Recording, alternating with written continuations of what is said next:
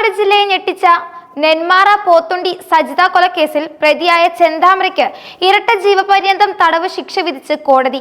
Palakkad 4-ാം additional sections കോടതിയാണ് വിധി പ്രഖ്യാപിച്ചത്.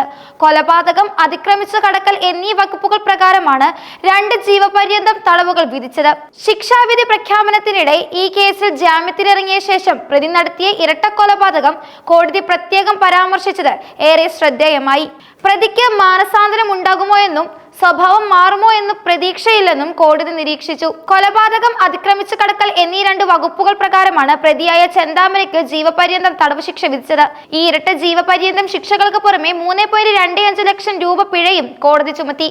തെളിവ് നശിപ്പിക്കൽ എന്ന കുറ്റത്തിന് 5 വർഷം തടവ് ശിക്ഷയും 1/4 ലക്ഷം രൂപ പിഴയും വിധിച്ചു. ഈ ശിക്ഷകൾ ഒന്നിച്ച് അനുഭവിച്ചാൽ മതിയാകുമെന്നും കോടതി വ്യക്തമാക്കി. കഴിഞ്ഞ ദിവസമാണ് കോടതി ചെന്താമര കുറ്റക്കാരനാണെന്ന് കണ്ടെത്തിയത്. തുടർന്ന് നടന്ന ശിക്ഷാവാദങ്ങൾക്കൊടുവിലാണ് ഇന്ന് വിധി പ്രഖ്യാപിച്ചത്. നെന്മാറ പോത്തുണ്ടി ബോയൻസ് നഗർ സ്വദേശിനിയായ സജിത 2019 ഓഗസ്റ്റ് 31-നാണ് കൊല്ലപ്പെട്ടത്. കൊലപാതകം, തെളിവ് നശിപ്പിക്കൽ, അതിക്രമിച്ചു കടക്കൽ എന്നീ കുറ്റങ്ങളാണ് ഏക പ്രതിയായ ചെന്താമരയ്ക്കെതിരെ കേസിൽ തെളിഞ്ഞത്.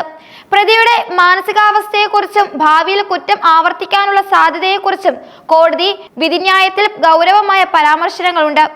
പ്രതിയുടെ മാനസിക നില ഭദ്രമാണ്, എന്നാൽ സ്വഭാവം മാറുമെന്നോ നല്ലവനാകുമെന്നോ പ്രതീക്ഷയില്ല.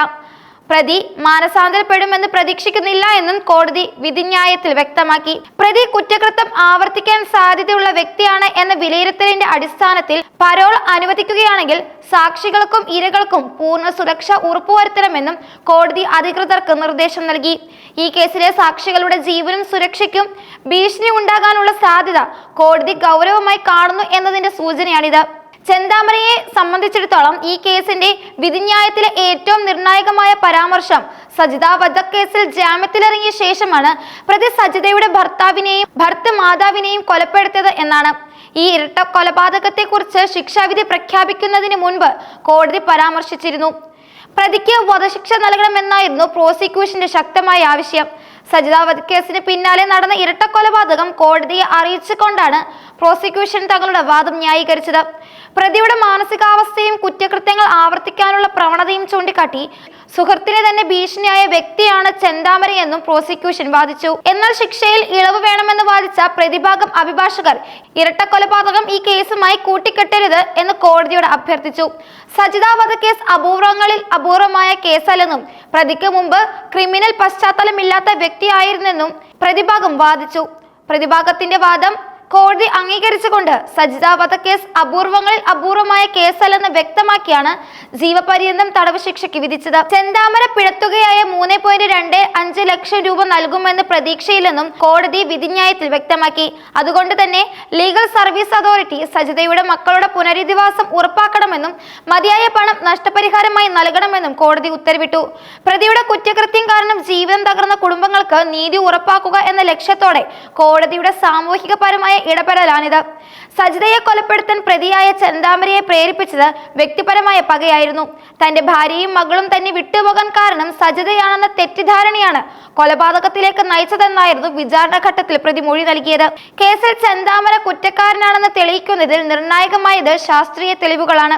സജിതയുടെ വീടിനകത്ത് ചോര പതിഞ്ഞ നിലയിൽ കണ്ടെത്തിയ ചെന്താമരയുടെ കാൽപ്പാടുകൾ കൊലപാതകത്തിൽ പങ്കുണ്ടെന്ന് സ്ഥാപിച്ചു. കേസിൽ ചെന്താമര കുറ്റക്കാരനാണെന്ന് തെളിയിക്കുന്നതിൽ നിർണായകമായ ശാസ്ത്രീയ തെളിവുകളാണ് ഉണ്ടായിരുന്നത്. സജിതയുടെ വീടിനകത്ത് ചോര പതിഞ്ഞ നിലയിൽ കണ്ടെത്തിയ ചെന്താമരയുടെ കാൽപ്പാടുകൾ കൊലപാതകത്തിൽ പങ്കുണ്ടെന്ന് സ്ഥാപിച്ചു. ഒപ്പം മൽപ്പിടുത്തത്തിനിടയിൽ പോക്കറ്റ് കീറി നിലത്തു വീണ വസ്ത്രം ചെന്താമരയുടേത് തന്നെയെന്ന് ഇയാളുടെ ഭാര്യ നൽകിയ മൊഴിയും പ്രോസിക്യൂഷൻ വാദങ്ങൾക്ക് കരുത്തു പകരുന്നു.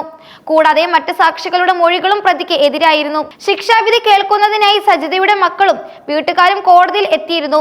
ഏകദേശം 5 വർഷം നീണ്ട നിയമ പോരാട്ടത്തിനൊടുവിൽ കേസിലെ വിധി വരുമ്പോൾ നീതി ലഭിച്ചതിലുള്ള ആശ്വാസത്തിലാണ് കുടുംബം. എങ്കിലും ഇരട്ട ജീവപര്യന്തം ശിക്ഷ ലഭിച്ച പ്രതിയുടെ ഭാവിയിലെ പരോൾ സാധ്യതയെക്കുറിച്ചുള്ള കോടതിയുടെ പരാമർശങ്ങൾ കുടുംബാംഗങ്ങൾക്ക് ആശങ്ക ഉണ്ടാക്കിയിട്ടുണ്ട്.